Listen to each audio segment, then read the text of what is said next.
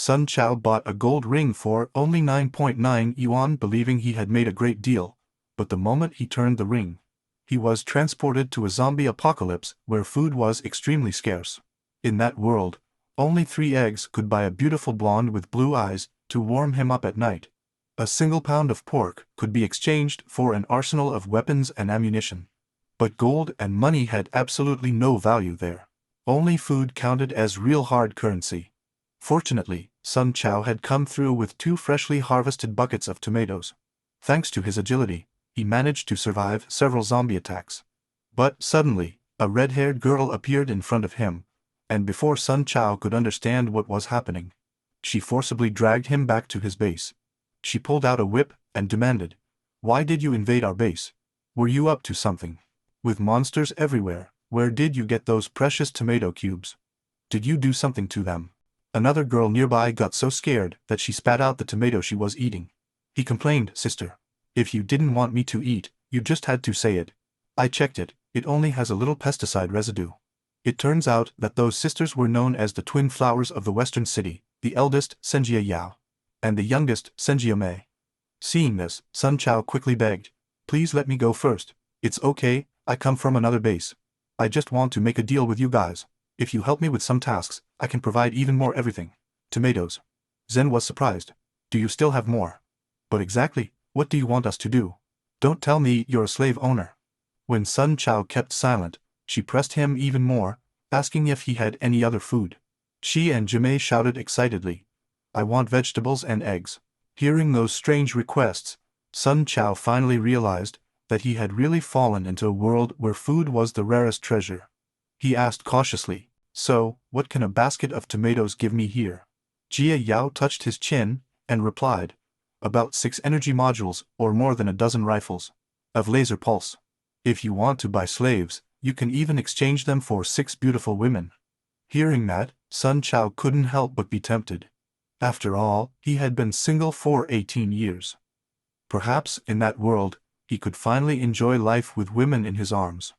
But Jia Yao's expression turned cold, suspecting that it was related to slavery. Sun Chao quickly explained that he only wanted to exchange for valuable items such as gold or jewelry. Jia Yao looked at him incredulously.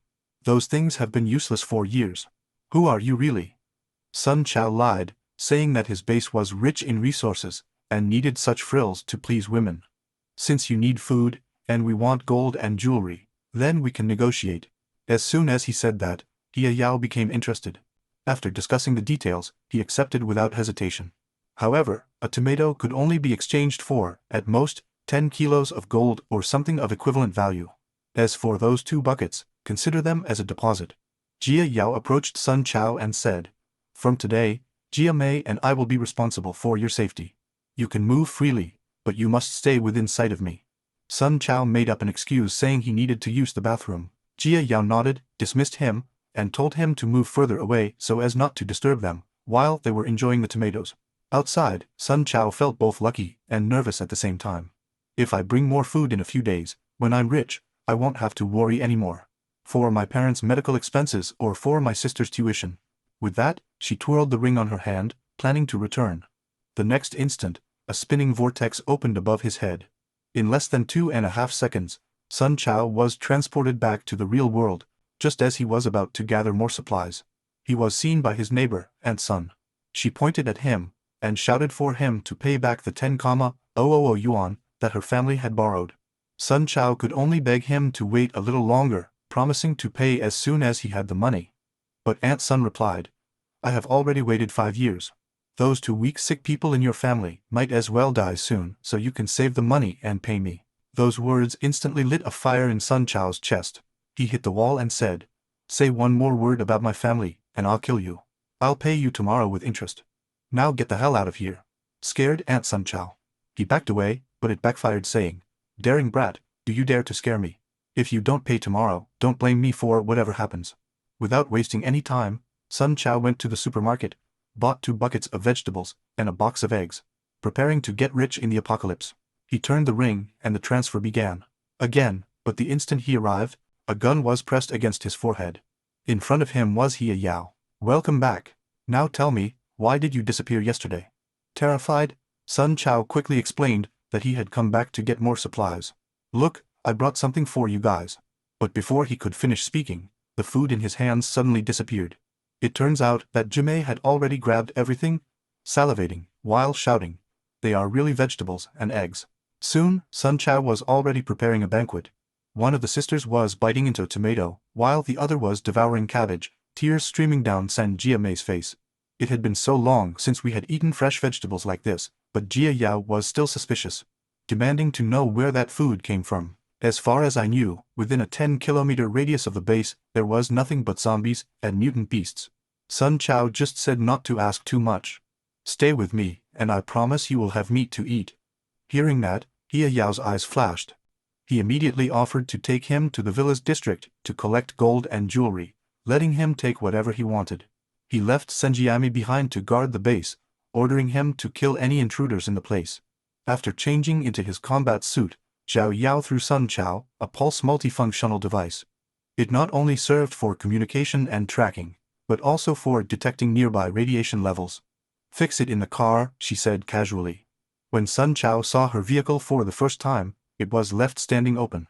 It was in SUV with magnetic coverage. As soon as he entered, he clung tightly to Jia Yao's waist, afraid to let go. Soon they arrived in the luxurious villa district. Jia Yao warned him to stay close and not act on his own, as that area hadn't been touched in a long time. Inside one of the mansions, Jia Yao stopped in front of a large mirror in the master bedroom. Suddenly, he gave a strong kick. Sun Chao was surprised. The mirror hid a secret door behind him. Jia Yao scoffed.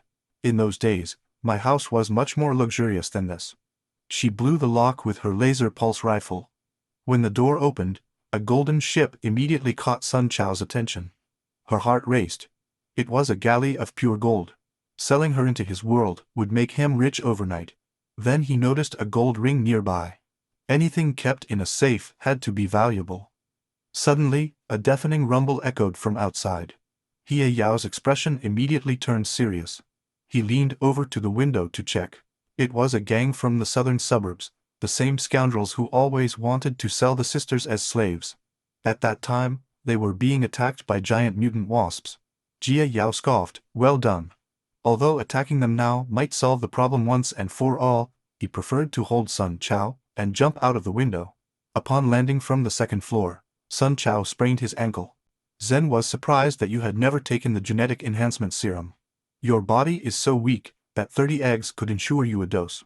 As they were fleeing, a bullet whizzed past with a bang. The slaves spotted them, and still had the audacity to ask for help. Should Yao have shot back right away? No help at all. They ducked behind a cover, and she pushed the gun into Sun Chao's hands, ordering him to make cover fire. When he admitted he didn't know how to shoot, she rolled her eyes. Of course, taking this job was my bad luck.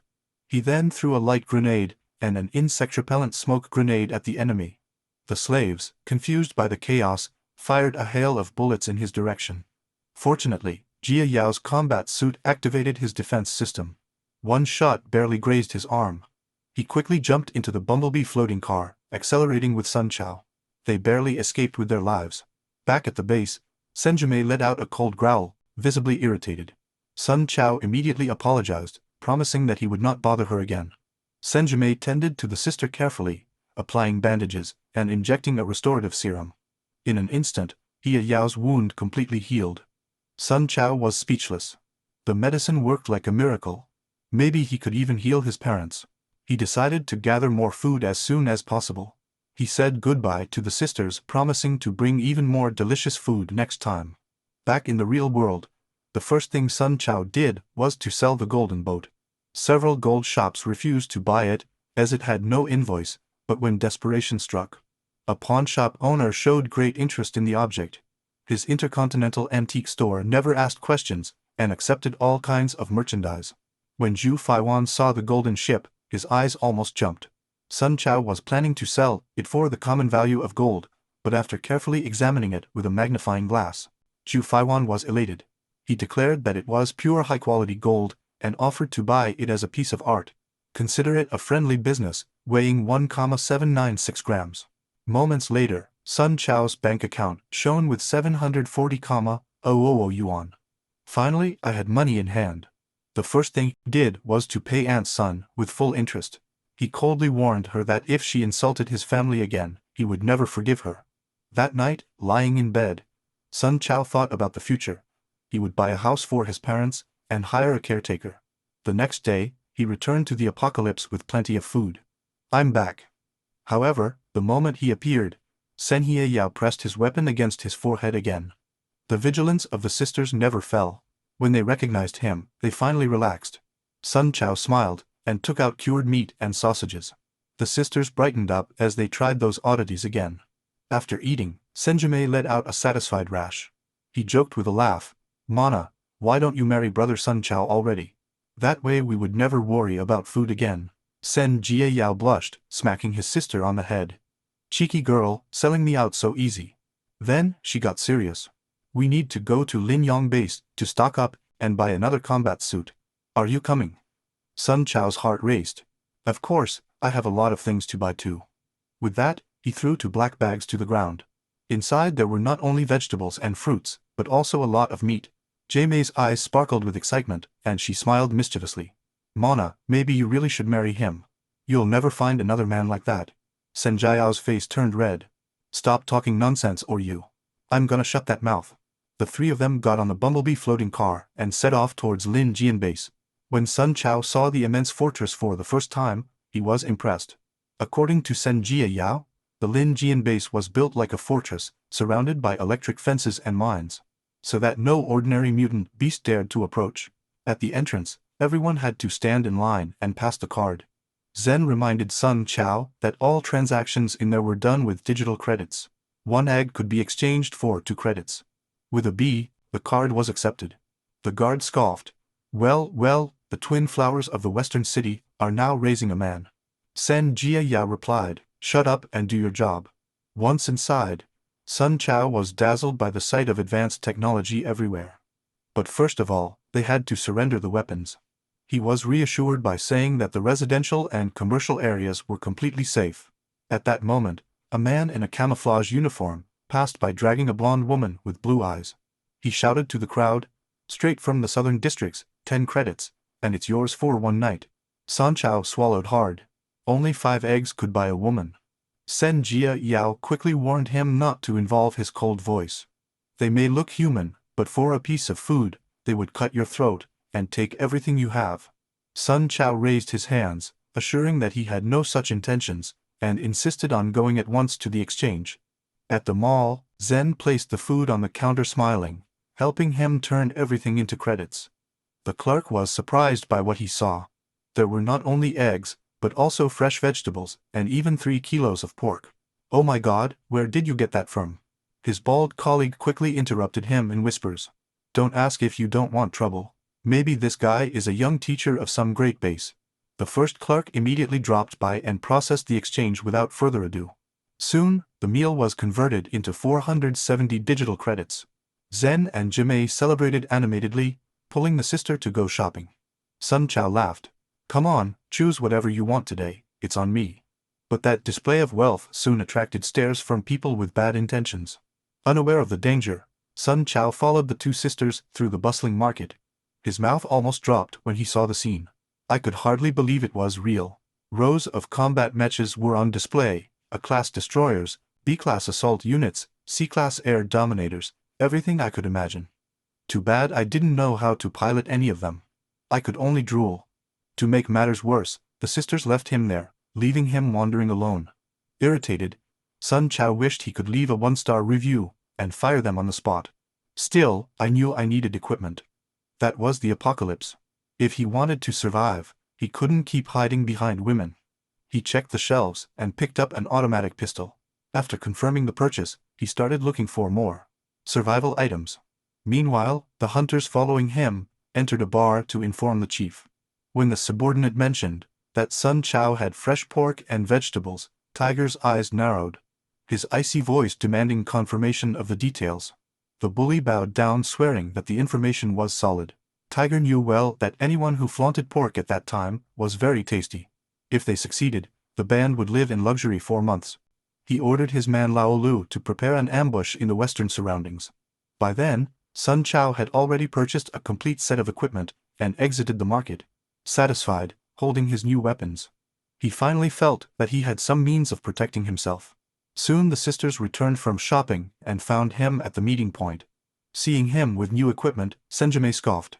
Look at nothing else with new style. Sun Chao got scared, then laughed and waved.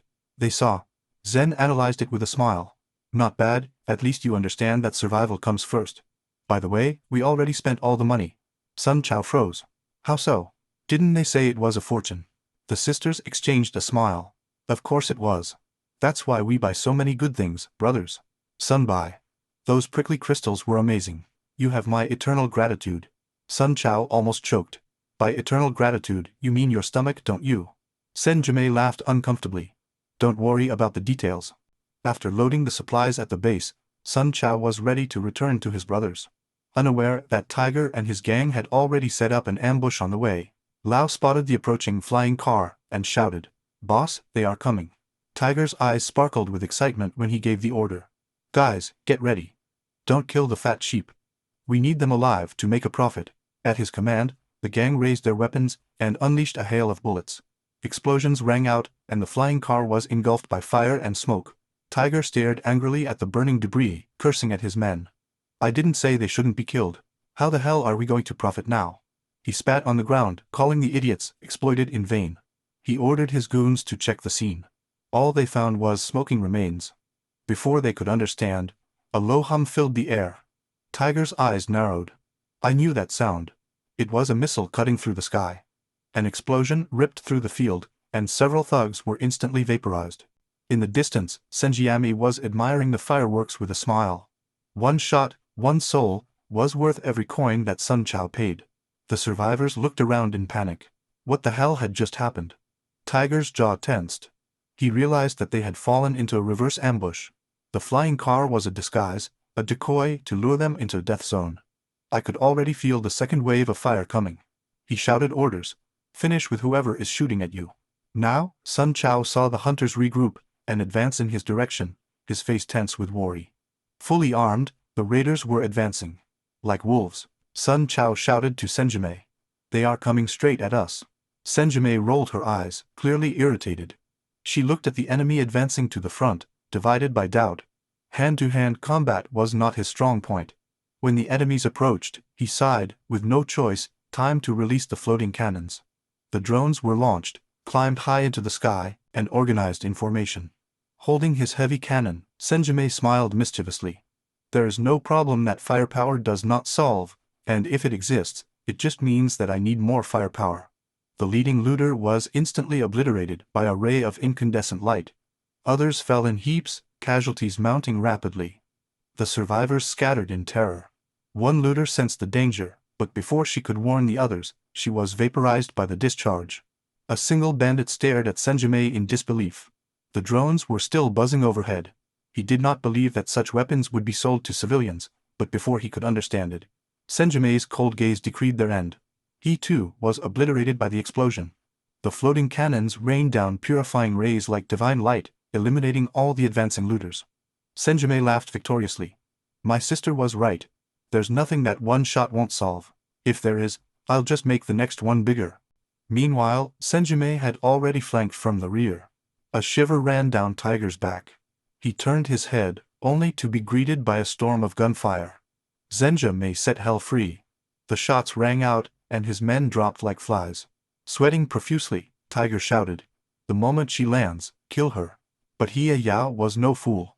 He used his aerial advantage, triggering a double jump that blew the bullies away. With a wave of the arm, a hidden leaf appeared. He lunged straight at the heavy gunner. In stunned silence, they watched him fall lifeless at their feet, with the blinder itself floating above them. Tiger realized he had picked the wrong fight. One by one, the remaining raiders were mowed down in their attack.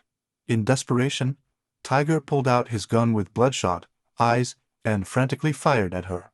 The shots rang out like thunder. Two special bullets cut the air straight towards Senjime.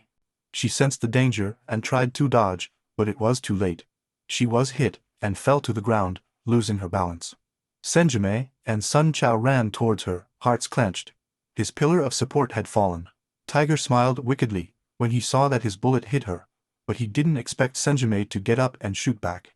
The moment he landed, his hand exploded in blood. The pain made him scream. Senjime took advantage of the opportunity, raising the gun, to finish it right there. Luke saved Tiger. One of his thugs knocked him to the ground, saving his life as she approached step by step. Tiger realized that the fat sheep was actually a wolf in disguise. Terrified, he led the remaining men in a desperate flight. After the brutal battle, Senjime's forces were exhausted. The moment he saw Sun Chao and his sister, the tension disappeared from his body, and he collapsed. It was held in time by Senjime. Sun Chao looked at her pale face and understood how hurt she was. His armor was destroyed, fragments of the bullet buried deep in his abdomen.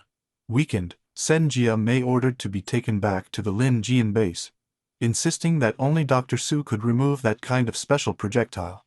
At the private hospital, Senior Dr. Su Jian laid her on the bed with a provocative smile. So even you make mistakes. Sometimes, what a surprise. Senjime sighed wearily. Who could imagine that those bandits would have ammo or strong enough to get through tier 2 armor? Su Jin felt her with knowledge. Smuggling, no doubt, they were just unlucky. Then he provoked with a smile. So, did you get a rich fool lately? Expecting denial, she was shocked when he Yao admitted it and asked where they were now. According to Su Jin, her younger sister was pacing around outside, anxious and worried. As for the supposed rich fool, he seemed more fascinated with the improvement chamber. From the looks of it, I had never done even a basic modification. Senjime forced a pained smile. Who knows? Suhin looked at the medical panel, and then asked why he hadn't installed an extra power cell or shield module when upgrading his equipment. His silence betrayed her. It was not oblivion. She had simply neglected him, and that realization embarrassed her. Su Jin broke the tension, still refusing the anesthesia. Senjime averted her face, unable to hold his gaze. Anesthetics take too long to pass. Su Jin's eyes shone somberly as he adjusted the instruments. And who said that, after the bullet comes out, you will already be able to run around? Senjime's eyes widened with fear. Maybe anesthesia wasn't a bad idea, but it was too late. The scalpel cut deep, and her screams echoed through the room. Meanwhile, Tiger was staggering back to his base, dragging the injured body. To his surprise, the place was deserted. Only a group of strangers was waiting for him. Within seconds, he and his men were surrounded by armed troops. His thugs were pinned to the ground. Tiger confronted the newcomers demanding answers. The snake box informant looked at him with open contempt. Still, he offered an explanation only for Tiger to die clearly. You crossed paths with Senjime. That's a death sentence. Tiger's face contracted in panic as he realized the truth. One of his men roared angrily. The information came from you. What kind of joke is this? Tiger roared. Do you have any idea how many men we lost? Before he could finish, a nearby soldier fired a bullet into his head. The sudden execution left Tiger and his latest bully stunned. He never expected such coldness. Snakepox smiled scornfully. I'm sorry, Tiger. Your boss was talking, and your dog got in. Consider it a lesson in discipline on your behalf. Tiger frowned. I'm from the southern environs. If you touch a finger to me, the lone wolf will not forgive you. Snakepox paused for a moment and then smiled sideways. Lone wolf. Please, you messed with Zen. The three big bosses of the Linjiang base demanded blood from the lone wolf. He's already at the bottom of the river, wearing cement shoes. Tiger's pupil contracted. When he heard the death of his leader mentioned so casually, he understood that he was finished. His only chance was to crawl up and beg for mercy. Before he could, Snakepox bowed with a mocking smile. Look at you now. How about you do me one last favor? Tiger gritted his teeth. What do you want? Snakepox did not hesitate. Simple. Submit your credits and property deeds. Consider it my payment. Meanwhile, Sun Chao was in front of the genetic enhancement chamber, sighing in frustration, desperate to strengthen his fragile body. Dr. Su Jin, just out of surgery at Jia Yao, noticed his look and casually asked if he was curious about the serum. Upon recognizing her, Sun Chao quickly asked about Jun Jae's condition. Su Jin calmly replied that it was just a simple procedure, and Sun Chao finally heaved a sigh of relief. Dr. Su Jing knew that Sun Chao was a rich fool and clearly fascinated by the serum, so she decided to cheat. Young man, would you like to experience genetic improvement?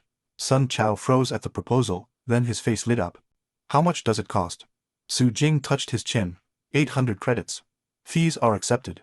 Sun Chao frowned. 800 seemed expensive. Su Jin bowed with a patient smile. Genetic serum is the greatest invention of the century. With it, he can survive against mutant beasts, withstand radioactive zones, and even ingest contaminated food. The real attraction is not brute force, it's survival, it's dignity. Convinced by his words, the naive Sun Chao agreed to undergo the improvement. Su Jing came out in a good mood. He had just scammed him out of 800 credits, with a 500% margin. Meanwhile, the restless Yael left a note, and went to another place by herself. Snakebox paraded full of himself after extorting Tiger, humming arrogantly. What a joyful day. His men exchanged exasperated glances. One finally asked, "Boss, are you sure this is okay?" Snakebox blinked, confused.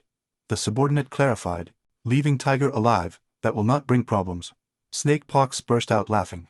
"His men are dead. Your protector is over. He is nothing now. Besides, we were just messengers for the King of Hell. If he didn't finish it, why should we? Let's let the bosses have fun with their little games. We just take the money and do the work." But before he could brag any more, a cold voice cut the air. "You lured the butcher on my way back home. You waited for the bloodbath, then led the vultures to ransack the lair of the defeated, as a so-called honest informant. Don't you think you owe me an explanation?" Snakepox suddenly turned around, his face losing color. Upon seeing Jia Yao, he immediately forced a smile. "Sister Jia Yao, you are here. I heard you got hurt. It's good that you're still with us." She replied coldly. "Thanks to you, for a little." Snakepox was forced to laugh. Well, didn't I warn you before the fight?" Jia Yao's eyes sharpened. "But you didn't mention that someone sold armor-piercing ammunition to those bastards, did you?" Snakepox sighed and dropped the mask. "Iron Flower, Senjia Yao, what do you want?" She spat on the floor and smiled sideways. "Relax. That look doesn't fit a man who calls himself honest. I have a proposal." Snakepox realized that he was not there for revenge, and cautiously asked, "What kind of proposal?" Snakepox knew that he had little advantage in front of Sen Jia Yao, but he forced a smile. "If it's information you want to buy, my doors are always open." Sen Jia Yao pinched her nose, playfully, but with a sharp smile. "Of course, today itself was already a big deal, don't you think?" Snakepox writhed in pain. "What do you mean by that?" She held out her hand, eyes shining coldly. "It is as follows. You spread the news, attract the greedy, I kill, and you collect the remains. The spoils of the battlefield are mine, but I'm selling them to you at a discount. As for the loot from the raids, we divided it 60 diagonal 40. A cold sweat slipped down the forehead of Snakebox, and his men who swallowed saliva. Before they could answer, Senhia Yao lazily added, "If you can't decide, ask your bosses. If there is another slip like today's, I cut his part." She was balancing a gold card in her hand. Snakebox froze. When I had stolen her card, she had no idea. "No way out," he sighed. "Okay, consider it an apology gift." Shan smiled sideways. "That's better, make it a pleasant partnership." Snakebox could only watch, uncomfortably, as she left. His men looked confused, they didn't understand why. With so many armed men, he didn't stop her. Snakepox sighed. "You guys are too young." Didn't they wonder why she dared to come alone? The subordinate blinked in confusion, unaware that Senjime was already hidden in the shadows, ready to attack at any moment. Meanwhile, Sun Chao woke up from his genetic enhancement, getting out of bed. He felt lighter than ever. His ABS stood out in muscles, and he could hardly believe that this body was his. As he admired his newfound strength, a sudden thought struck him. He pulled the cover to check if that had been improved as well. Unfortunately, Sen Jia Yao entered just at that moment, being speechless. He broke the silence awkwardly. "What are you doing?" Sun Chao took a leap, trying to take cover. Seeing him so clumsy, Jia Yao blushed and muttered, "I'll wait outside, get dressed and come out." When Dr. Su Jin heard that Sun Chao's first concern was his masculinity, she let out a laugh. "First time I've seen someone check that before. Anything else?" Mortified, Sun Chao covered his face. "Please don't say that." Su Jin laughed and changed the subject. "Okay, enough with the jokes. Clearly you've never seen enhancement serums before. Let me give you a quick lesson." Relieved, Sun Chao finally raised his head. Su Jing explained that enhancement serums unlock physical potential. Low-level ones increase the senses, sight, smell, taste, hearing, in addition to reaction speed, muscle strength and general cognition. High-level ones break genetic boundaries, taking you to the field of superhumans. Bodies become unbreakable, brains exponentially sharper, capable even of facing mutants head-on. There are also skill serums. Not that you will find any here, but if one day you see an Esper, run as fast and as far as you can. Sun Chao bowed his head. Is an Esper really that dangerous? The infirmary fell silent. Su Jing's impression about his idiocy dropped even more. Jia Yao spoke to himself from his seat. After all, Sun Chao was technically his boss. He intervened to ease the tension. She's overreacting. No one at the Linjiang base has ever seen a real Esper. Su Jing nodded gently. In fact, Sun Chao scratched his head, still curious. Wondering if I could achieve that level of power. In the end, he didn't hold back, and asked Su Jing the prices of the serums, saying that he wanted to buy a batch. Zen was about to explain, but Dr. Su Jing interrupted her with a quick slap. He didn't want his little fraud against Sun Chao to be exposed. Then he quickly covered up, saying that Lin Jian was just a small base, with no high-level or skill serums on the market. After experiencing the benefits of the purifying serum, Sun Chao thought about buying a note to take him back to the real world.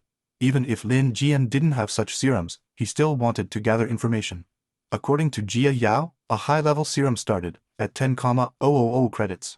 As for the skill serums, even if no one had seen one, the minimum value was at least 100,000. She warned him not to dream too high. Even if they existed, he couldn't afford them. Sun Chao, however, secretly thought that 100,000 wasn't much, just a few vegetable trucks. But that was his secret. While rambling, Shan noticed his gaze still fixed on the serums, and sneered. Sun Chao got scared and quickly replied, "No, nothing like that." Perceiving it immediately, Jiao decided. He asked Dr. Su Zhen and her sister, wanting a private conversation. When they came out, she approached with a malicious smile. "I'll give you some advice. Do you want high-level and skill serums?" "Right." Sun Chao admitted, with no way out. "Yes, but there is nowhere to buy." Zen cut him off. "Idiot, if there is no market, believe it." Sun Chao froze, with no idea how that would be possible. She patiently explained, "If you build a big enough force, territory, men, weapons, then whatever you want, you will have it." His words made sense, and Sun Chao began to reflect on that. But after a while, he frowned. "I don't even know which faction I might join. I'm completely new here." Jia Yao cleared his throat. "Well, you have money. And how about the firepower? How about starting our own group?" Sun Chao blinked, stunned. "Wait, are you talking about a partnership? I put up the money, you expand the channels, and together we get what I need." Zen's eyes sparkled. "Exactly, you're an outsider. Without support, you will be chewed up and spit out. With me, you will have a real base." Jia Yao explained. "Lin Jian has 4 great leaders, each controlling one of the major factions in the city. But after yesterday, what was protecting the south is over, and those bandits who tried to rob us, did you see what happened to them? No support, no survival. Dozens were eliminated in an instant, and then stabbed in the back. Pathetic. As for you, rich boy, without a reliable faction, you will be cleaned to the bone. Lucky for you, I know all the tricks. Stay with me, and you'll be fine." Sun Chao nodded, admitting that it made sense. Sen Jia Yao noticed his hesitation, and insisted animatedly. "So you're planning?" Sun Chao suddenly interrupted her. "Wait a minute. You two didn't spend the meal credits at snack stands, and their equipment used to be old. Don't tell me they ate up the entire budget. Even the contaminated food I brought the first time was devoured without a second thought. If we're going to work together, I'm not going to let them waste my supplies like that." His words hit the nail on the head, leaving Senji. In his eyes, she was already marked as a glutton without any credit. But in that rotten world, the sisters were still the only ones he trusted. After thinking about it for a bit, he sighed. "Okay, let's do it. I support his team." Then he added in a serious tone, "But if they do not comply, I withdraw my investment and I'm looking for another group." Upon hearing the agreement, Zhao Yao became serious. He held out his hand, sealing the deal. "First, let me explain the big picture. You're gonna need it to deal with the factions. Linjiang is divided into 5 areas, East, South, Central and North, each with its own leaders. The East is the center of foreign trade, the largest black market, full of information corridors. The boss there is a merchant named Gordo. He prefers money and secrets to fights. The center concentrates technology and heavy industry. Their leader, nicknamed General, is military and manages everything as if it were a barracks. The South is overpopulated, full of slaves and bandits. The thugs who attacked us yesterday came from there. Their leader, Lone Wolf, was brutal, but after yesterday he was already. The north is the meeting point of mercenaries and bandits, with some information negotiators in the middle. Their leader, Ray Wan, has a grudge against us. It's better not to show your face over there. Sun Chao groaned. It already seems like hell mode. Then he asked, what about the west? No leader. Sen Jia Yao smiled proudly. That's my territory. Sun Chao clapped his hands slowly. Wow, everyone has armies and you have 2 people. Impressive. Hie Yao froze, embarrassed.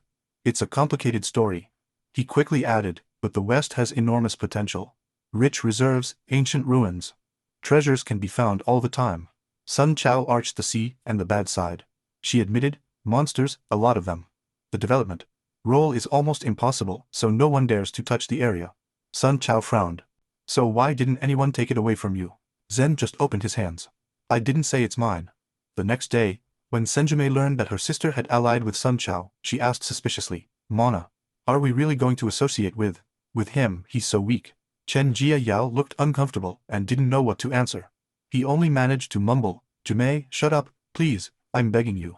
Meanwhile, Sun Chao, without money to pay for the gene serum, was confronted by Su Jin. Don't tell me I wasted a whole night doing this and now you're gonna back out. Sun Chao blushed with guilt. After all, he was the one who asked for it in the first place. No way out, he explained. The credits I got selling food, most of it had already been spent before I came here. As he spoke, his eyes turned to Sen. Su Jin noticed the hint, and shot a glance at Zen, clearly pushing the decision towards her. Zen Yen froze, confused by having to decide suddenly. Su Jin coldly said, if you vouch for him, I sell on credit, but the return comes with 20% interest. Zen almost collapsed. Their prices are already a steal in broad daylight. Su Jin smiled disdainfully. Quality has a price. Don't you like it? Perfect. I throw the serum away right now, and you're leaving empty-handed. Faced with his ruthless stance, Zen had no choice but to become Sun Chao's surety. With that, Su Jin threw the serum straight at him. Sun Chao grabbed him quickly. Thanks, I'll pay it off as soon as I can. Then he left with the sisters for the western base. Watching him depart, Su Jin thought that stagnant water called Lin Jian was about to stir. In the real world, Sun Chao, too poor to buy much food, he could only count on Sen Jia Yao to help him get more gold in the apocalypse.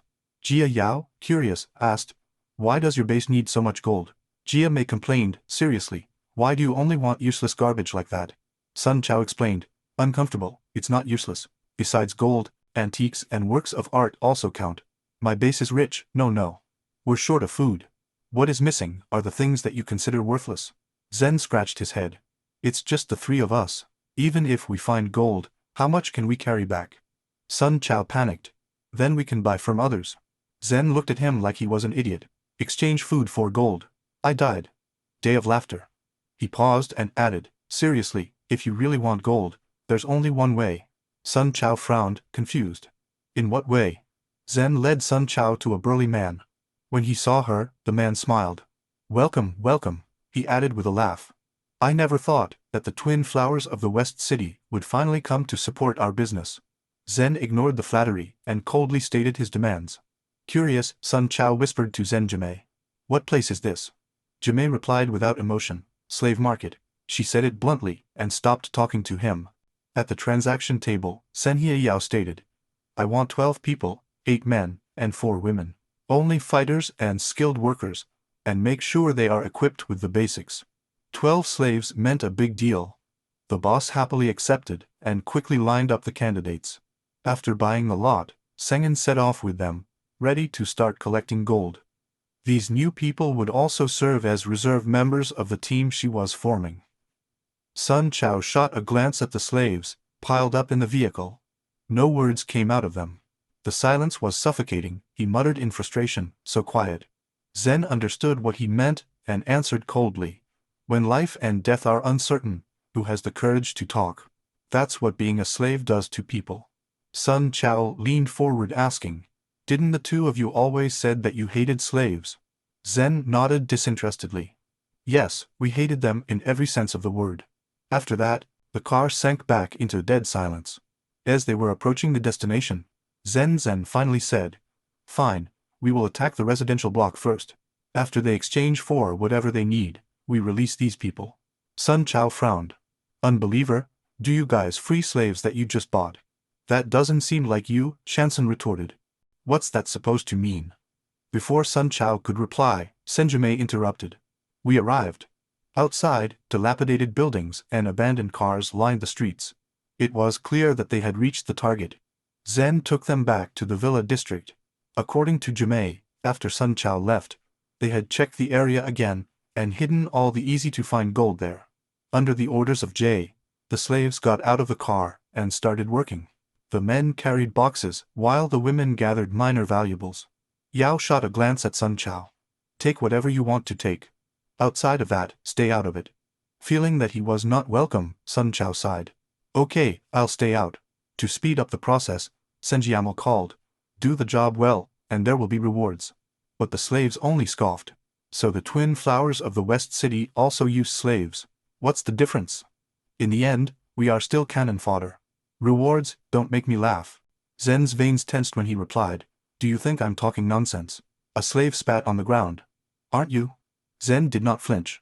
And if the reward is freedom, not just freedom, I'll even give jobs. The slaves froze, looking at her in disbelief. You're kidding, no one believes that. She smiled coldly. Nothing is free. I'm only going to ask once. Do you dare to check if I'm serious? With that, he guided them through the desolate villa district, cleaning the place of all the gold. When the table was finally crammed with treasures, Sun Chao's eyes sparkled. Jackpot in the apocalypse. Treasures like that didn't mean much, but to Sun Chao, they were worth a fortune. Seeing his enthusiasm, Shang Jia Yao said that he had already prepared a chest with gold ingots, about 6 kilos. Song Chao's smile widened. 6 kilos of gold could yield a small fortune. He asked what I wanted to eat, planning to bring it next time. Jaimei's eyes immediately sparkled. He began to list his desires. Meat, milk, eggs, sweets. Even Jia Yao, embarrassed at first, ended up admitting what she wanted to. Watching the sisters get excited, Sun Chao was speechless. Yes, confirmed, they were real gluttons. After writing everything down, Sun Chao prepared to return to the real world by carrying the golden chest that Senjime had prepared for him. He said goodbye as his figure disappeared. Senjime asked, Mona, aren't you going with him? Senjime shook her head. Leave him, he's our partner now. We must respect their privacy.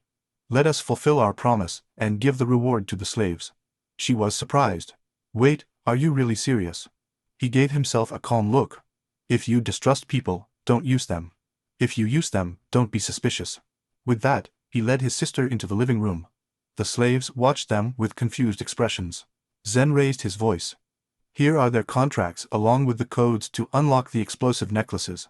I am keeping my word, but before that, I have a proposal to share. Immediately, all eyes turned to her, waiting to hear what she had to say. The slaves were stunned when Zen announced that he was forming an army. She faced the surprised faces and said, You've probably heard our names by now, haven't you? The room was filled with murmurs. In the Western District, the once Qin flower twins, Jia Yao and Sen Jia Mei were infamous for surviving alone, never relying on equipment, and most of all, despising slaves. Perceiving the doubts, Jia Yao explained, I need to form a force to expand my businesses. You may be slaves, but everyone has skills. Even non-combatants have talents that matter. I bought them not to chain them up, but to exchange freedom for an opportunity to become something. A slave scoffed at understanding. So that's it. If we don't accept, you'll never unlock the necklaces, right? Freedom or not, it's just another kind of necklace. She laughed at the insult, waving it away. Don't insult me so cheaply. My stance on slaves is well known in Linhe. I don't go back on my word. With that, he typed commands into the control panel. A dry click resounded in the living room as each explosive necklace was opened. The freed slaves stared at the necklaces in disbelief, eyes wide with sunshine. Under their stunned gazes, Hia Yao walked away with Senjime. Before leaving, he threw out one last sentence, Stay here tonight. Decide for yourselves, and you will join us. No one is going to force them. In the morning, you will be free to leave. As the sisters disappeared down the hall, the newly freed showed their true faces. Some scoffed, not wanting to become minions. Others murmured that they could not leave empty-handed. Everyone hatched their own plans. Meanwhile, Senjime, who had just gambled on freeing everyone, went to bed and fell asleep without a trace of fear. Some treacherous slaves crawled into the room, seeing Hia Yao apparently asleep. They smiled, thinking she was too naive. With weapons in hand, they approached, laughing as they raised the clubs. A heavy blow, the club descended towards her. A snap sounded just when they thought they had hit her. The assailant froze, realizing that something was wrong. His face contracted in panic as he noticed that he had been deceived. The figure on the bed blinked and dissolved. It was just a hologram. Before he could alert the others to back off, Yao blew his head off with a single shot. Posted on a ceiling beam, she scoffed. They are so slow to steal and kill that I almost fell asleep for real. On the other side, Senjime took a bandit's gun, sneering. You can't move faster, you idiots. Downstairs, the rest of the rebels waited anxiously, sweat running down, as the plan fell apart. A slave named Lion burst into laughter, mocking them. Pathetic, clowns who can't even pull off an ambush. Humiliated, a rebel snarled. Je, I'm warning you. But before he could finish, Zen put a bullet in his skull. Meanwhile, Sun Chao was carrying a gold box back home. Looking at his equipment, he muttered to himself that appearing like this in the yard would only bring trouble. With a sigh, she decided to change her clothes and cover her tracks first. Inside the house, he told his father that he had a new remedy capable of treating tuberculosis. Worried that his father would hesitate, he made up a story. It's from my company. They have already tested it on animals, and I managed to get some doses. I will report the data later. If it works, we'll be safe. The father frowned. So you're using me as a guinea pig then? Sun Chao scratched his head with an awkward smile. Of course not. This medicine is very expensive. If I hadn't pulled a few strings, we would have never had the chance to try. Then he injected the serum into his father. After stretching out his arms, the old man felt better and called Sun Chao. Sun Chao turned around, intrigued. The father said, "Sign, I'm not going to interfere in what you're doing out there. Just don't lose your consciousness." Sun Chao nodded. "Don't worry, father. I know how far I can go. I'm going to get back to work now." The scene changed. Sun Chao walked into Su Faiwan's antique store. He placed a box on the counter, and Su Faiwan's eyes widened. "Wait, that's gold." Sun Chao nodded. 6 ingots in total. Chief Su Faiwan, state your price. Su Faiwan narrowed her eyes at him. "Those ingots haven't been adulterated, have they?" Sun Chao replied calmly. "No, I brought them straight here." Su Faiwan frowned. The ingots didn't have serial numbers, but Sun Chao didn't seem to be lying. After a pause, Zhu Faiwan finally said, "Okay, I take them, but the most I can afford is 250 per gram." Sun Chao blinked. Why not either, Zhu Faiwan?" He leaned back, shrugging his shoulders. "Gold jewelry or art pieces are easy to resell. Gold bars, not so much. I'm going to need to grease some hands just so I can sell them. Think of it as my service fee." He transferred the money immediately. Checking the cell phone, Sun Chao sighed. Who knew gold bars would be harder to sell? Profit was profit, but next time he would keep antiques and works of art. Then he looked up suddenly. "By the way, Chief Su Faiwan, do you know any place where I can buy a car?" Su Faiwan laughed. "A car? In this small town, the options are limited. But if you're serious, I have a place to recommend you." He slid a dealership card across the counter. After Sun Chao left, Song Faiwan leaned back uneasily, and did a quick search over the ingots. No record of theft, no traceable origin, no serial numbers, and they were clearly not homemade. Song Faiwan leaned back in the chair, uncomfortable with Sun Chao. "Should I really do business with you again?" Meanwhile, Sun Chao was arriving at a luxury club. Still shocked, he saw someone brazenly trying to harass his sister right in front of him. His eyes were burning with fury when he demanded Sun Ben Shu, "Answer me, what the hell is going on here?" The bully turned his head and scoffed. "Who the hell do you think you are?" Sun Ben Shu screamed in fear. "Brother, what are you doing here?" The man smiled disdainfully. "Ah, so you're the brother-in-law. You arrived just in time." With a snap of his fingers, he ordered, "Stay there and watch how I discipline your brother." Sun Bensio's face paled. "Brother, call the police." The bully scoffed. "Police, don't be an idiot, just stay still." Before he could finish, a fist the size of a sandbag hit him squarely. Bam! The impact shook the salt. The blonde punk spat blood and collapsed on the floor, while the playboy and Sun Ben Shu were frozen in shock. 2 thugs advanced against Sun Chao, but to him, their movements were as slow as snails. They thought, "Is this guy making fun of us?" In the blink of an eye, Sun Chao's fist hit the bald man's stomach, followed by a brutal elbow. Both fell to the ground moaning in pain, completely defeated. Sun Chao stared at them, the voice cold with fury. What was it you said a moment ago? I didn't hear it right. The murderous intent in his eyes made the playboy cringe, too terrified to speak. When everything calmed down, the sky was already tinged with twilight. The brothers were walking side by side along the city road. Sun Bensio finally broke the silence. Sun Chao, since when did you become so strong? You just knocked 6 or 7 guys down like it was nothing. Did leaving school come with combat lessons? Sun Chao groaned, rubbing his temples. And you pulling out a tape recorder in the middle of that mess. For a second I thought that you had allied yourself with those idiots to attend to a trap for me. Why the hell are you wearing that? Sun Bensiu stuck out his tongue playfully. Well, a girl has to know how to protect herself. Sun Chao replied. If you were afraid of danger, you shouldn't have accepted from the beginning. What were you planning? Any seduction tricks? Sun Bensiu pouted and turned his head, humming. No way, I wasn't planning on that. Sun Chao frowned. Look me in the eye and repeat that. Looking at his gaze, Sun Bensiu moved nervously. Actually, I agreed to come because I was ready to start dating him. Sun Chao froze, completely shocked. Sun Bensiu lowered his voice. The family is in debt, and I'm not getting any younger. He doesn't seem so bad. I thought I wouldn't lose out. At least you wouldn't have to kill yourself working, and you could go back to finish college. Sun Chao stared at his sister, speechless. So, if that guy hadn't failed, he really would have become my brother-in-law. He injected the strengthening serum into Sun Bensiu. She immediately asked where she got it from, but Sun Chao deflected the topic with an excuse, assuring that it had been clinically tested and was perfectly safe. At that moment, his cell phone vibrated with a message about a meeting of schoolmates. The next day, as soon as Sun Chao entered the living room, Myaon sneered. Wow, if it's not Sun Chao, still looking poor, huh? Sun Chao replied. And you're still as short as ever. Miap Chan's face twisted in anger. What the hell did you say? Before things got any worse, another colleague came in smiling. Hey Sun Chao, I didn't expect to see you here. How long? You've missed so many meetings, you owe us 3 drinks now. He passed his arm around Sun Chao and dragged him away. Myaon shot hateful looks and muttered, just a poor guy trying to play tough. Suddenly, Men Yusu entered the room. Myaon's eyes sparkled. He ran towards her with a fake smile. Welcome, welcome. Manu nodded politely. How long? That was Sun Chao a moment ago. Taking advantage of the opportunity, Myaon scoffed. Yes, that's him.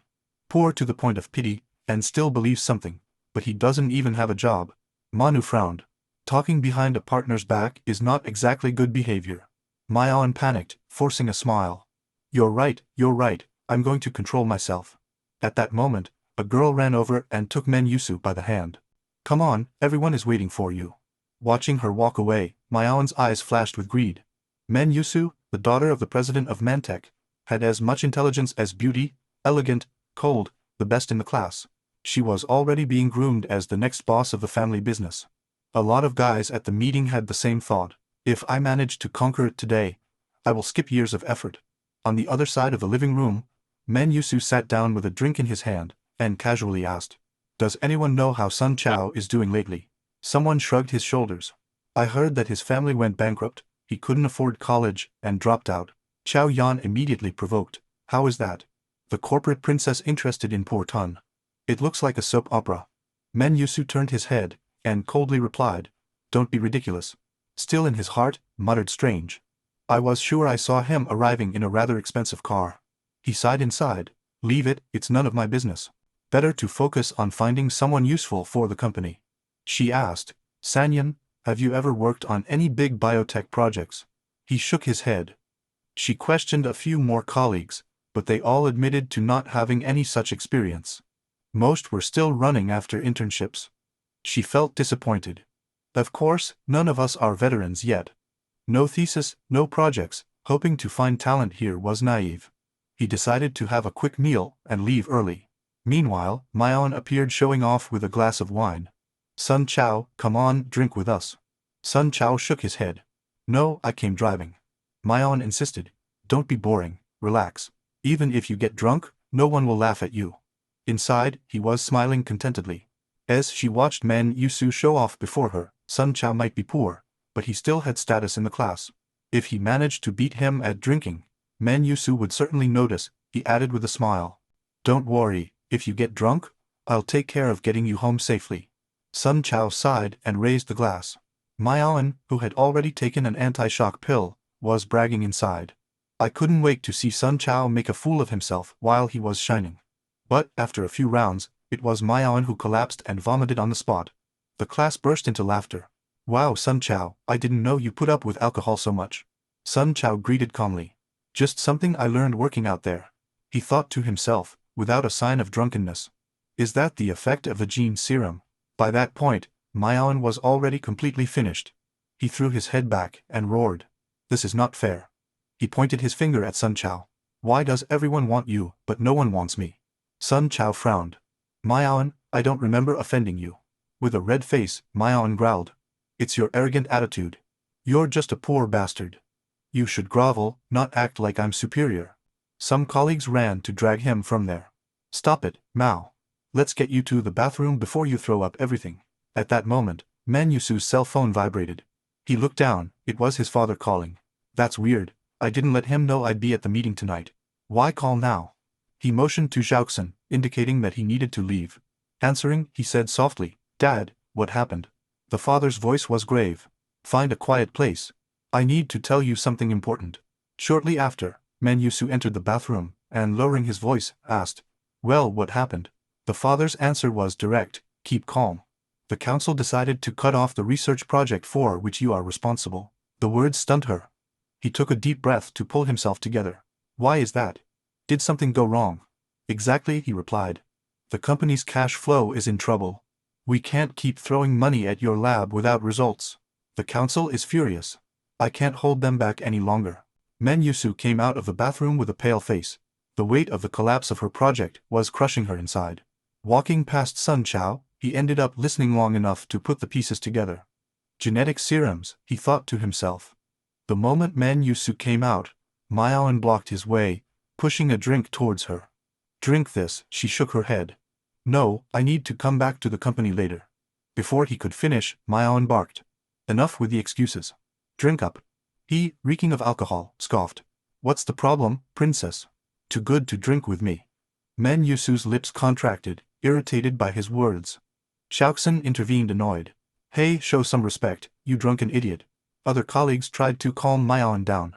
Manhwa thought bitterly, seriously, why am I wasting my time with this drunk idiot? But Miaoan pushed everyone aside and roared, Get out of the way, she's going to drink, whether she wants to or not. When Manhwa was about to explode, Sun Chao sprang into action and contained him. Approaching, he whispered, Can we talk? It's about gene products. Manhwa froze for a moment, but quickly pulled himself together, turned to Zhaoxin, and asked for permission. Seeing him leave, Miaoan's face twisted with rage. Damn you. That poor loser dares to steal my chance in front of Manhwa, I'll make him pay. In the parking lot, Manhwa finally spoke. Thanks for chiming in. She hesitated and then gently added. You did it just to help me, didn't you? A faint smile crossed his face. Anyway, come back and enjoy the party. I'm leaving first. But Sun Chao shook his head earnestly. No, actually, I have something I need to talk to you about. Manhwa frowned, confused. What is it? Sun Chao hesitated, then stammered. I have been working part-time at a friend's company. They're researching genetic serums, and, well, they already have a prototype. He scratched his head, uncomfortable. Sorry, I heard your call earlier. I just wanted to ask, would you be interested in taking a look at the sample? Manhwa froze, his body shaking with rage. What did you just say? His voice became icy cold.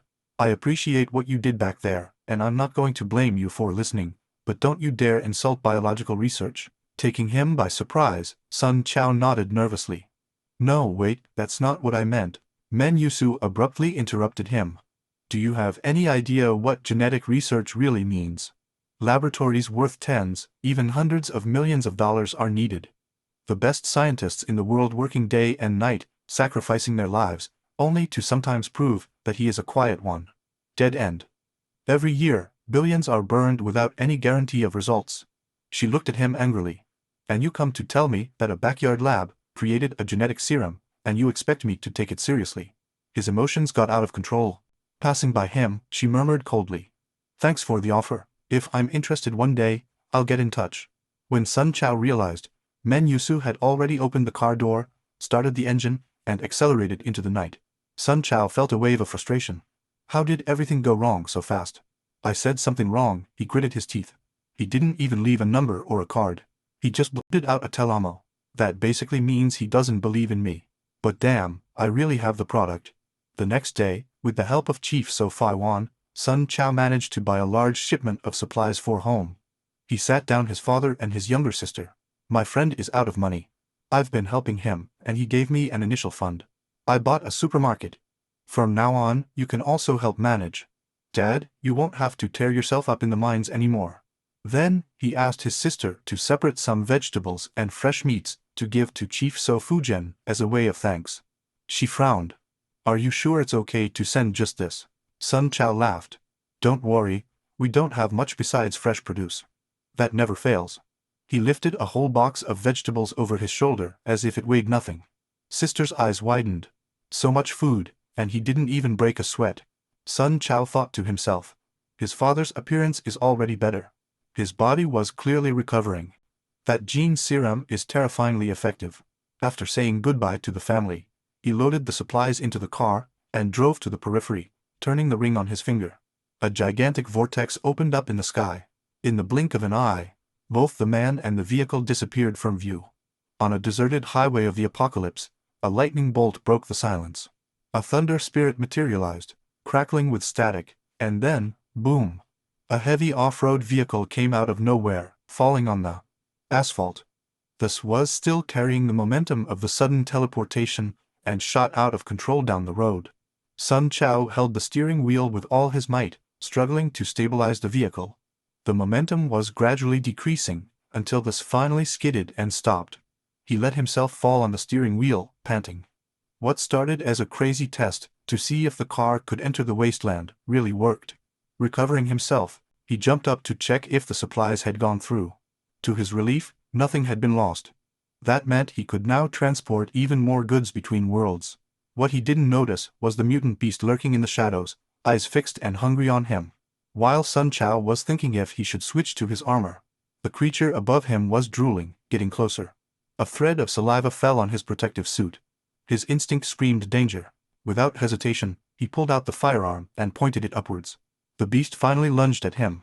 Sun Chao stepped back and fired. The crash resounded, and the monster fell slumped to the ground. Looking at the corpse, he smiled sideways. I think I have talent. One shot, one death. But before he could feel proud, a metallic crash sounded upstairs and an iron of steel fell, marked with holes from recent bullets. Sun Chao's face hardened. He realized that it had not been his shot that killed the beast. A voice confirmed it. Ha! Are you okay? Don't wander around here. It was Legend, from Shang Jie's team. Legend blinked in surprise when he recognized him. Wait, you're the logistics guy. What the hell are you doing here? Since Sun Chao had brought too much food, the two of them were able to distribute only a small portion, and continue on to the temporary base. According to Legend, the base was about 30 minutes away, with swarms of monsters on the way. Driving was impossible.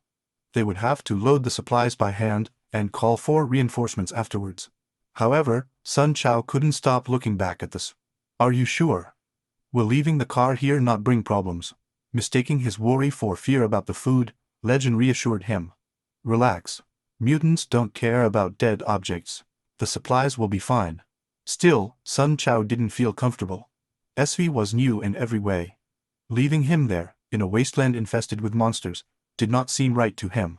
As they walked, Legend kept looking curiously at the vehicle. In a world like this, where did you get that setup? No armor, no weapons, but you managed to bring a mountain of supplies. You really live up to the title of head of logistics. Sun Chao was frozen with the compliment, but he preferred not to respond. Deep down, I knew what they really meant. Head of logistics was just a polite way to call. When the silence was prolonged, Legend changed the subject, chattering. Good thing you came back when you did. 2 more days, and we would have been forced to move. Sun Chao was quick to ask, moving. What happened? Legend scratched his head. I don't know well. The boss said it looks like a heat wave. Corpses are about to arrive. When that happens, thousands of mutants advance en masse. It's not just ordinary zombies, advanced monsters are coming, maybe even ghouls the size of buildings. Sun Chao listened, completely lost. He was not from that world, and half of those names meant nothing to him. Chatting as they walked, they soon reached the destination. Legend pointed to the front. There, That's our new base. Waiting at the entrance was Sanjia Yao, already waiting for them. She crossed her arms, smiling sideways. Well, well, two handsome guys coming together. Sun Chao's face blushed with embarrassment and forced a smile. I wouldn't make you turn down the boss. By taking him inside, he's already provoked him. I didn't expect you to come back with legend. You have a talent for showing up at the strangest of times. Her eyes were shining, mischievous. So, did you bring me a present this time? Sun Chao sighed as he saw the hungry look on her face. Just wait until you open the boxes. Trust me, you're going to be surprised. He kept silent on purpose, creating suspense. Leiji couldn't stand it and burst into laughter, fawning. Chief Sen really has a good eye. When he pulled those things out, I was completely shocked. He arched an eyebrow, looking at Sun Chao with a provocative smile. Then I'll stay waiting anxiously. Gratefully, she led the group further inside, chatting along the way. Out of nowhere, Sun Chao asked, by the way, what is that title of head of logistics that I was given? Jia Yao shrugged his shoulders. Simple. You're the only one who can transport supplies that way. Give you a barely fair officer's badge. Sun Chao twisted his lips. It seems more like I'm being treated as a personal cash cow. San Jia Yao Ni denied it. Stop complaining. You should be grateful. Sen Jia Mei originally wanted to call the logistics group to the leaks. Sun Chao almost choked. In his mind, a herd of wild horses ran amok. What kind of malicious name was that? When he asked for the Batman's official name, Legion's face immediately turned rigid. He even dropped the box he was carrying to the ground with a loud bang. Both Zen and Sun Chao turned to look at him. Legend whistled innocently, pretending that nothing had happened. Hia Yao narrowed his eyes like a predator. What's the problem with the name I chose? Legend jumped up straight, shooting. None, by any means. Sun Chao could only sigh inside. But what kind of ridiculous name had she chosen? Before he could think about it, Yao led him towards the new base. On patrol, Senjime spotted him and gasped. Sunbai, you're back. Overjoyed, she ran straight to him. Brother Sun Chao, welcome back. Sun Chao's mouth trembled with discomfort, and he reflexively dodged. He let her crash to the ground. Accepting that exaggerated enthusiasm was the last thing I wanted. Getting up, Jimei pouted. Brother Sun Chao, you are so evil. Sun Chao just laughed awkwardly. He knew very well that the glutton only acted like this when there was food involved. As he looked around the group, a doubt made him uncomfortable. Why did there seem to be fewer people there than when he left? Before he could figure it out, Yao called him lively. Come, let me introduce you to your comrades. And by the way, welcome back to the flower shop. When the presentations were over, Sun Chao busied himself with the hot pot. The rich aroma filled the place, and everyone gathered around, eyes shining with expectation. As soon as Sun Chao said let's go eat, everyone jumped in. They cried out in disbelief. Amazing to try something so good in our life. Now I can die happy. Legend got so excited that he even cried. This is what real food should be. The guy with the spiky hair patted Sun Chao's shoulder, grinning from ear to ear. Head of logistics, you're amazing. From now on I'm yours. Point at someone, and I'll delete it for you. Overwhelmed with enthusiasm, Sun Chao rushed out of the room. Only when he got to Zen could he breathe a sigh of relief. She, happily savoring her meal, stopped when she saw him hurriedly approaching. Ah, welcome, honored guest, he said with a lopsided smile. Seeing how satisfied she was, Sun Chao rolled his eyes. They exaggerate too much. It looks like they've never eaten before. Hia Yao shrugged her shoulders, totally cheeky. It's because we haven't really eaten. You're the first idiot I've ever seen share something so valuable. Sun Chao sighed, helplessly. Did I do something wrong? Why do you have to highlight me like that? Zen bit his finger, smiling sideways. Nothing like that. In times like these, a good meal is the best morale booster. Sun Chao frowned. Times like these. Do you mean what legend said about mutant beasts? Zen nodded. Exactly, the calm before the storm. His tone became serious. Our defenses can withstand 1 or 2 mutants, but when the horde arrives, there will be no way to resist. She continued, when they are grouped together, they usually ignore anything that is inedible. That's why, before a tide of beasts, we always evacuate to the Linjiang base. Since you're here, it's time to leave. Sun Chao still didn't understand why he was in such a hurry. The hardened face was pointed out. At most 2 days, and this whole place will be devoured by the horde. It's already forming now, she added calmly. To be honest, we just stayed until now waiting for your news. Now that you've appeared, there's no reason to stay. With the tide of beasts approaching, Jaya ordered the evacuation towards Linjiang. But Sun Chao suddenly reminded them that the food he brought was only a part. The rest were still in their car. The instant they heard that, the others' eyes flashed with shock and hunger. Sen Jimei almost drooled. What are we waiting for? Let's get those supplies. Riot shouted. That's it, we're going to get our food back. Sen looked at the group, completely speechless. I should call them transparent, or just sincere with their wishes. But with Senjime pleading by his side, he sighed and started to gather the team. Zen, Legend, Rija, and Rajo formed the assault team.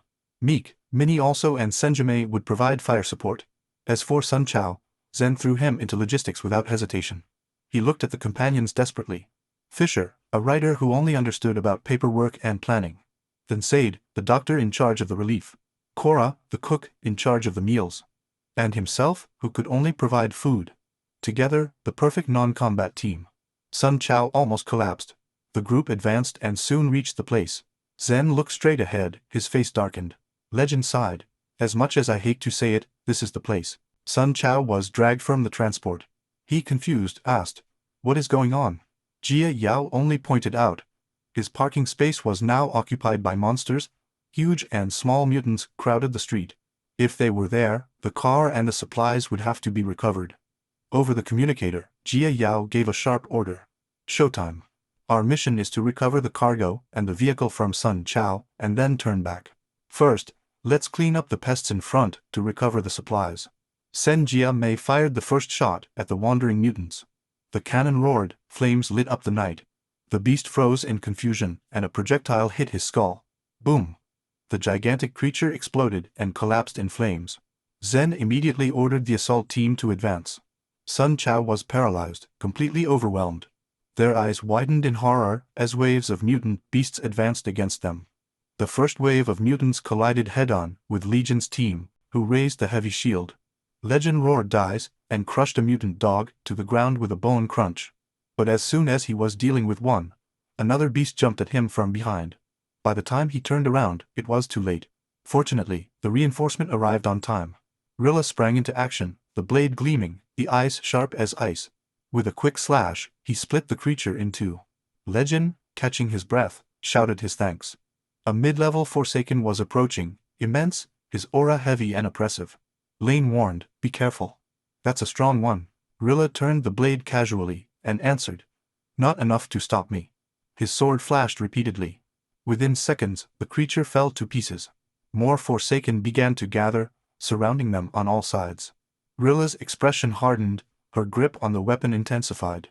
Suddenly, a deafening rumble tore through the street, reducing an entire group of monsters to ashes. Legend shuddered, cursing under his breath. "Damn, and if that had caught up with us," Rilla wiped the cold sweat from her forehead, and muttered, "I think the little boss relies too much on his own marksmanship." To buy time for Sun Chao, Legend barked. "Keep moving forward, Gladiator, are you okay?" Rilla smiled scornfully. "More than okay, shield guy." Meanwhile, Sun Chao sneaked inside the warehouse with Jia Yao and Reo. They held their breath, eyes fixed on the shadows in front. Jia Yao whispered, "That's your car." Sun Chao's stomach sank. Mutant beasts were tearing him apart like a chew toy. He clenched his jaw. "Yes, it's mine." Jia Yao wasted no time and gave orders. "Rejo, take him and get the car back. I'll cover for them." Rejo smiled broadly, confident as always. "No problem. Head of logistics, just stay with me." Without waiting, he raised the gun and fired towards the vehicle. Over his shoulder, he shouted, "Move over, logistics chief." The beasts surrounding the car growled, finally perceiving the invaders. Rejo bellowed, "Get out, that's ours," and released a hail of bullets.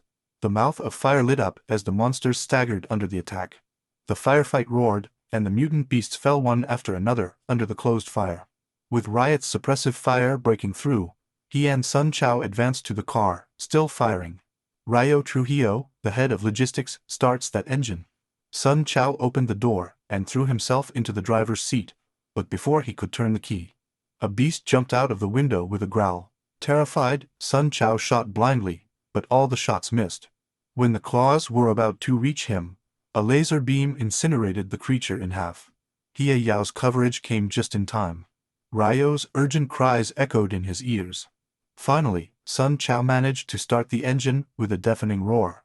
The SW advanced, running over the beasts and breaking the fence. He accelerated directly towards Hie Yao's position. Sun Chao was going to slow down to let her in, but she shouted, "Don't stop. Keep driving." Both he and Relo opened your eyes. Incredulous, Jia Yao jumped effortlessly, landing firmly on the roof of the moving vehicle.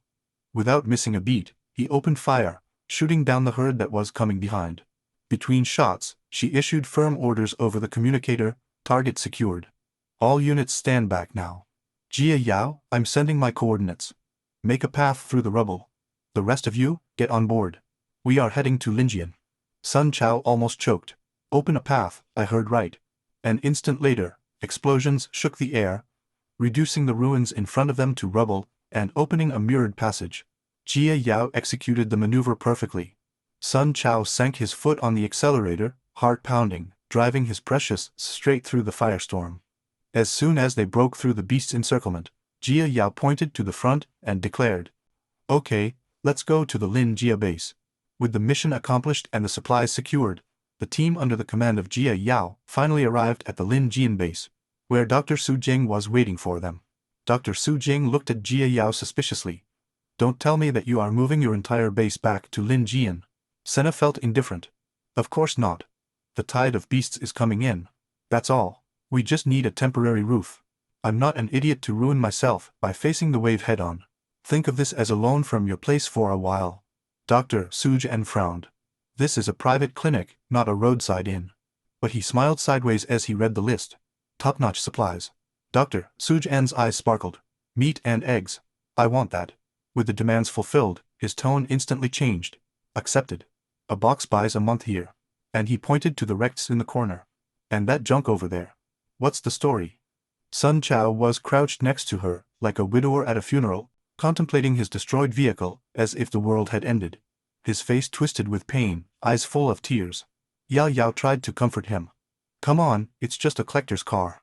A few monster scratches, nothing more." That was the straw that broke the camel's back. Sun Chao exploded, his voice broken with rage. "You don't understand. This car is worth more than 10,000 food trucks." Hearing the insane value of that car, Jia Yao froze as if he had received a shock. An instant later, he crouched down next to Sun Chao, both of them united in the same wave of despair. Seeing that ridiculous scene, Dr. Su Jing sighed, and went straight to the point. "Are you absolutely sure about that? Such a tide of beasts? No one else has reported a single hint of that." Sen turned his head sharply, his eyes blazing. "Are you questioning me? I'm Jia Yao. Here in the Western District, every leaf and every shadow is under my gaze. The second a mutant beast moves, I know exactly what it's planning. The tide is coming in. Fuck me, and you'll pay the price." Faced with her unwavering conviction, Dr. Su Jing could only sigh. "All right," he took out a tablet and handed it over. "The information brokers passed a message to me. All the great leaders of the city are getting together. They want to hear your opinion about the tide." Jia Yao swiped the screen while calling Sun Chao. He, however, grumbled impatiently, and now that, without hesitation, she hit him on the head with the tablet. "Stop complaining. You're coming to the meeting with me tomorrow. It's time to introduce our team, mark territory, and meet the real heavyweights. As for your lovely car, hand it over to Mei. See if he can fix it." Dr. Su Jing scoffed. "She looks impressive. Are you sure you're ready?" Sen shrugged. "Uncomfortable, we have no choice. Let's show you. First the face. Some of those heavyweights are not people you can simply face by force." The next day, Sun Chao accompanied her to an imposing building in the center. He frowned. "Wait, I thought it would be a group meeting. Why are we here?" Zen shot him a withering glance. "Because before the big meeting, we need a private agreement with Farallon." Sun Chao was even more confused. "Wait, didn't you say you had a conflict with her?" Jia Yao's face darkened. His tone carried a tinge of melancholy and reticence. "Yes, there's an old grudge." With that, she led him inside the skyscraper, the air there heavy with tension. A secretary who was already waiting stepped forward. "Lady Jia Yao, the minister is waiting for her." "I never thought that you would dare to appear here personally." Jia Yao gave a cold snort, curtly answering. "How long ago, mine? I'm not here to cause trouble. Sorting things out with Farallon first will save a lot of headaches." Mio nodded slightly and gesticulated politely. "This way, please." Sun Chao, not noticing anything strange in the man's attitude, leaned over and whispered. "You two don't even seem that hostile, really." Jia Yao's lips trembled. The question was irritating, but she still muttered, "In a way, she counts as an ally." Sun Chao was more confused than ever, unable to tell if Farrellin was a friend or an enemy.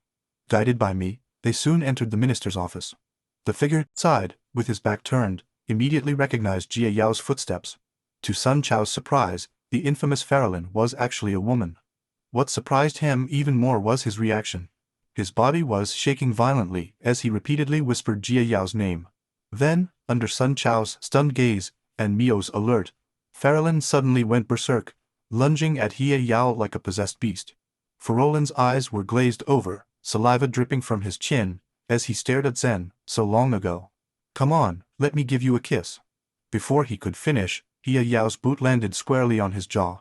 Farrellin was thrown away, but her face contorted in pure satisfaction, as if she had liked it. Mine frowned, and quickly assumed a combat posture. To everyone's surprise, he used Tai Chi techniques against his own boss to contain his madness. Sun Chao was completely stunned. What the hell is going on?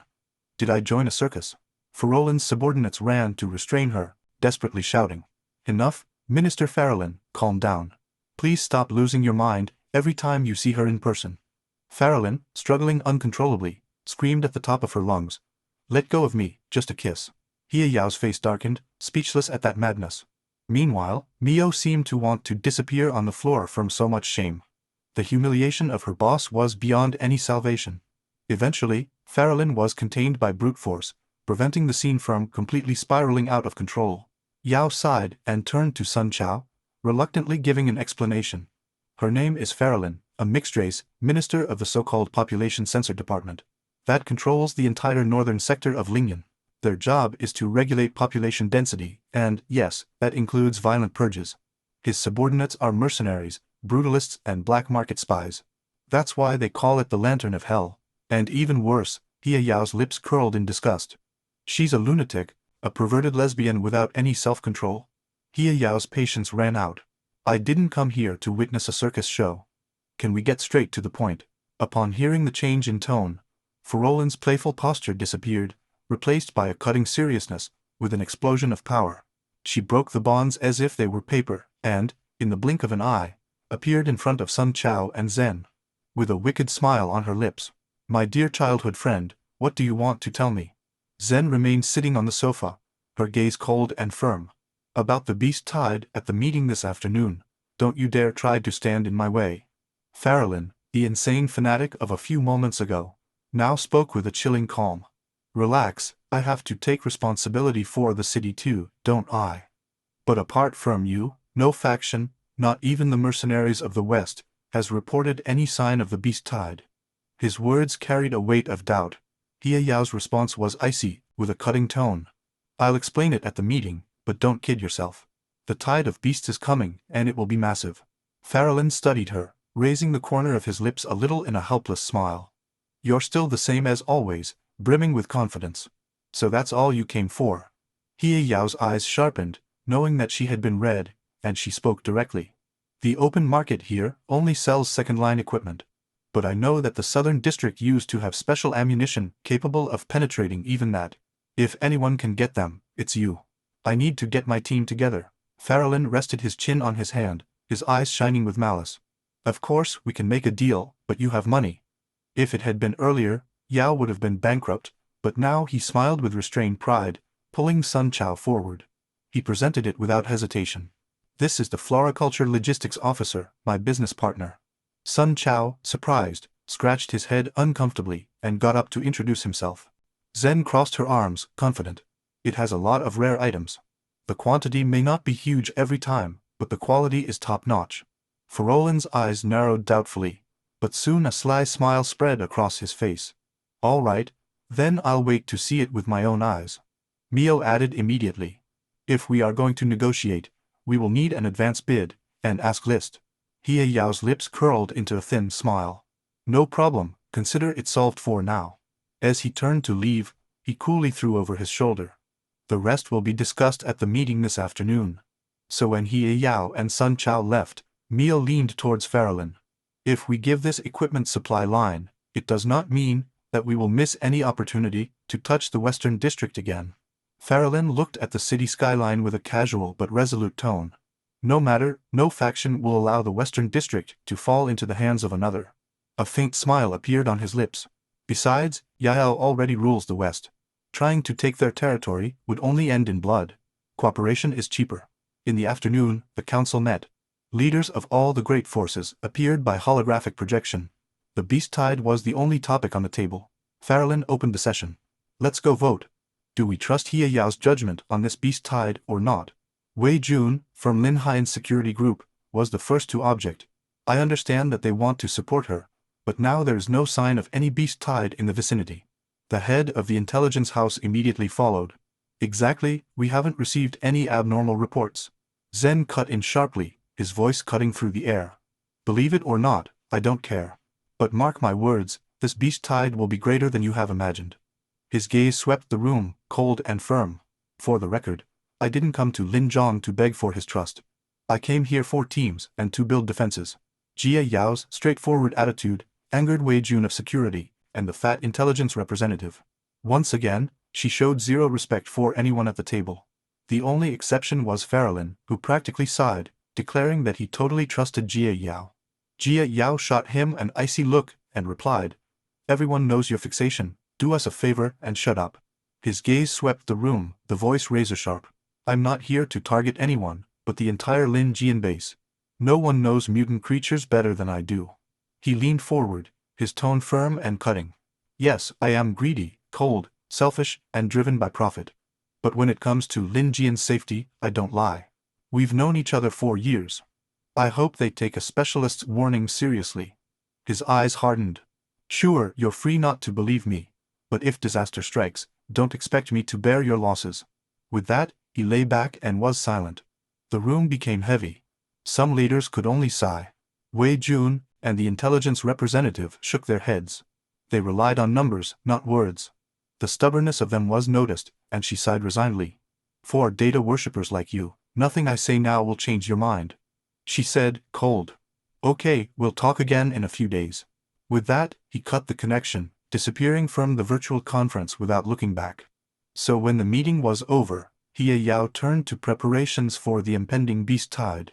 According to the Senjime report, almost 80% of the western suburbs teams had already pledged support and were on their way. The news instantly lifted Jia Yao's spirits, easing the irritation brought from the conference. Sen Jia Mei, however, was still confused, not understanding why the other leaders were refusing to believe the warning. His sister's gaze was noticed, and he calmly explained, "The last little beast tides at the Linjiang base gave them the wrong impression. They made them think it wasn't serious. Just wait, they'll learn their lesson soon." Meanwhile, Sun Chao was checking the list of exchanges of mine on the tablet. It included power batteries and accessories, cheap military nutrient packs, standard ammunition, and a variety of firearms with corresponding cartridges. Heavy weapons were not on the list, but under the circumstances, it was already a good load.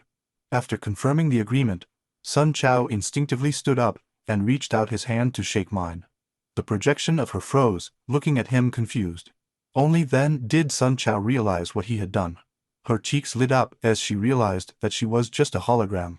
Scratching his head, he muttered uncomfortably, "Sorry, I forgot you're just a projection." Mine didn't take it the wrong way. Before he left, he just added, "I will take the supplies to the floriculture tomorrow morning for the exchange." Sun Chao felt quite satisfied with the negotiation, even having given in a little. The deal was closed. However, Reo frowned and asked, "Boss Sun, haven't we come out a bit losing now?" Sun Chao casually dismissed, "It's okay, desperate times call for desperate measures. And honestly, food isn't exactly weird to me." His words made Reo's face contract. This guy was really human. For him, even the food was not weird. The observation hit him harder than a bullet. Lehin just laughed, clapping his hands with a sycophantic smile. "This is our head of logistics, someone we can really trust." Seeing their reaction, Sun Chao felt strange. "Seriously, I'm just an ordinary guy from the Moderna world, but here I'm treated like a walking ATM."